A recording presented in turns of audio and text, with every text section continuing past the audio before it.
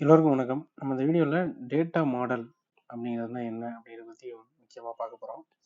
இந்த data model அப்படின்னா என்ன, அதோட பர்பஸ் என்ன, அதோட யூஸ் என்ன, எதுக்கு நம்ம டேட்டா மாடல் வேணும் அப்படிங்கிறத பற்றிலாம் பார்க்க போகிறோம். ஸோ டேட்டா மாடல்னால் என்ன ஃபஸ்ட்டு அப்படின்னு பார்த்துருவோம். இப்போ நீங்கள் ஒரு ஷெல்ஃப் இருக்குன்னு வச்சுக்கிங்க, ஷெல்ஃப் டிசைன் பண்ணியிருக்கீங்க வீட்டில். அதில் இந்த மாதிரி அறைகள் இருக்குது. அதில் டேட்டா எப்படி ஸ்டோர் ஆகிருக்கு. ஸோ இப்படி எப்படி ஸ்டோர் ஆகிருக்கு, அதை எப்படி நம்ம ஆக்சஸ் பண்ணணும் அப்படிங்கிறத சொல்கிறது தான் டேட்டா மாடல். அதாவது டேட்டா இப்படி படுக்கவசமாக நீங்கள் அடுக்கி வச்சுருக்கீங்க. ஃபார் எக்ஸாம்பிள், உங்களோட பேண்ட் ஷர்ட்ஸு, உங்களோட க்ளோத்ஸை அடுக்கி வச்சுருக்கீங்க, இப்படி அடுக்கி வச்சுருக்கீங்க, பேண்டெல்லாம் இப்படி அடுக்கி வச்சுருக்கீங்க அப்படின்னா, ஸோ இந்த மாடல் இருக்குல்ல, இப்படி அடுக்கி வச்சிருக்கிறது, இப்படி அடுக்கி வச்சிருக்கிறது, இந்த model how it is arranged, எப்படி ஸ்டோர் பண்ணியிருக்கு இந்த செல்ஃபில் அப்படிங்கிறத சொல்கிறது தான் டேட்டா மாடல். ஸோ இது தெரியாமல் நீங்கள் எப்படி போய் எடுப்பீங்க? இது நீங்கள் ஷெல்ஃபை திறந்து எடுத்துறது வேற. இப்போ நீங்கள் சாஃப்ட்வேர் டேர்ம்ஸில் இதை யோசிச்சு பாருங்கள். உள்ளே போய் நீங்கள் ஒரு இடத்துல ஸ்டோர் ஆகிருக்க இடத்துல போய் நீங்கள் ஒரு டேட்டாவை ஃபெச் பண்ணிட்டு வரணும், எடுத்துகிட்டு வரணும். அப்படின்னா நீங்கள் எப்படி ஸ்டோர் ஆகிருக்குன்னு தெரிஞ்சாதான் நீங்கள் போய் ரீட் பண்ண முடியும். அதுக்கு தான் இந்த டேட்டா மாடல் அப்படிங்கிறது தேவைப்படுது. ஸோ அதோட டெஃபினேஷன் நம்ம பார்த்துடலாம்.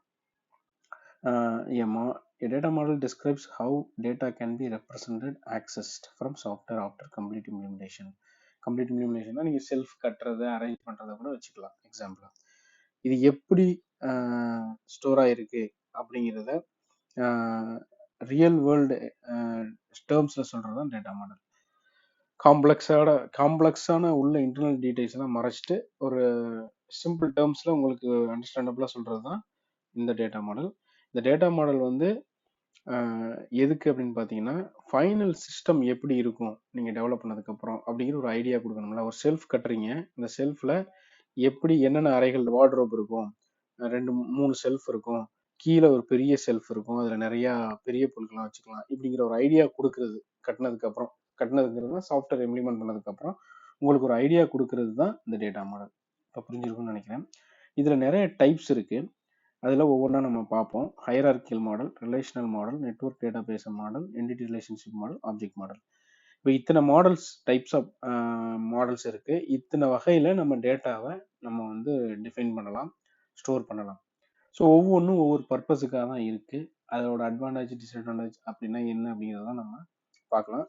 ஃபர்ஸ்ட் நம்ம ஹையரார்கிக்கல் மாடல் அப்படிங்கிற ஒரு டேட்டா மாடலை பற்றி பார்ப்போம். இந்த ஹையரார்கிக்கல் மாடல் அப்படின்னு பார்த்தீங்கன்னா, இது ஐபிஎம் அப்படின்னு ஒரு கம்பெனியால் டெவலப் பண்ணப்பட்டது. அந்த ஐபிஎம் அப்படிங்கிற கம்பெனி ஒரு டேட்டாபேஸ் மேனேஜ்மெண்ட் கம்பெனி. அது அவங்களோட இன்ஃபர்மேஷன் மேனேஜ்மெண்ட் சிஸ்டத்துக்காக உருவாக்குனது தான் இந்த ஹையரார்கிக்கல் மாடல். ஹையரார்கிக்கல் மாடலுங்கிறது ஒரு மாடல். ஒரு மாடல்னா எப்படின்னா, இப்படி தான் இருக்கும் அப்படிங்கிற சொல்கிறது தானே மாடல். ஸோ எப்படி இருக்கும் அப்படின்னு பார்த்தீங்கன்னா, ட்ரீ ஸ்ட்ரக்சரில் இருக்கும். பேரண்ட் சைல்டு ரிலேஷன்ஷிப்பை நம்ம எடுத்துக்கிட்டால் சொல்லலாம். ஒரு ட்ரீ மாதிரி, ஒரு மரம் மாதிரி இருக்கும். ஓகே, ஒரு மரம் எப்படி இருக்கும் அப்படிங்கிறத மாதிரி இருக்கும். அதுதான் அது ஹையரார்கிக்கல் மாடல் அப்படிங்கிறாங்க. இது ஒரு மரத்தோட பகுதி அப்படின்னா அது கீழே பிரான்ச்சஸ்லாம் உருவாகும்ல. ஸோ அதனால தான் ட்ரீ ஸ்ட்ரக்சர் அப்படிங்கிறாங்க.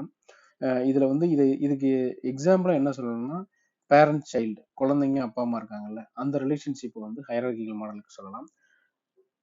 தாத்தா இருப்பார், தாத்தாவுக்கு 2 குழந்தைங்க இருக்கும். அப்பா, சித்தப்பா, அப்பாவுக்கு கீழே அப்பாவுக்கும் அம்மாவுக்கும் 2 குழந்தைங்க இருக்கும். இந்த மாதிரி ஒரு ஹையரார்கிக்கல் இருக்குல்ல, இதை நம்ம இந்த மாடலுக்கு எக்ஸாம்பிளாக சொல்லலாம். ஸோ இதுக்கு இன்னொரு சில கண்டிஷன்ஸ் இருக்குது. இது 1 to many ரிலேஷன்ஷிப்பை டிபிக் பண்ணுது. ஒரு பேரண்ட் நிறைய சைல்டு இருக்கலாம். ஆனால் சைல்டு ஆங்கிள்லேருந்து பார்த்தீங்கன்னா, ஒரு சைல்டுக்கு ஒரு பேரண்ட் தான் இருக்க முடியும். ஆனால் பேரண்ட்ஸுக்கு நிறைய சில்ட்ரன் இருக்கலாம். அதான் இந்த மாடல். ஸோ இந்த வீடியோவில் இதை தான் குயிக்காக பார்க்கணும்னு நினச்சேன். நெக்ஸ்ட் வீடியோவில் ரிலேஷன்ஷிப் மாடல், நெட்வொர்க் மாடல் இதெல்லாம் ஒரு அப்கமிங் வீடியோஸில் பார்ப்போம். தேங்க்யூ.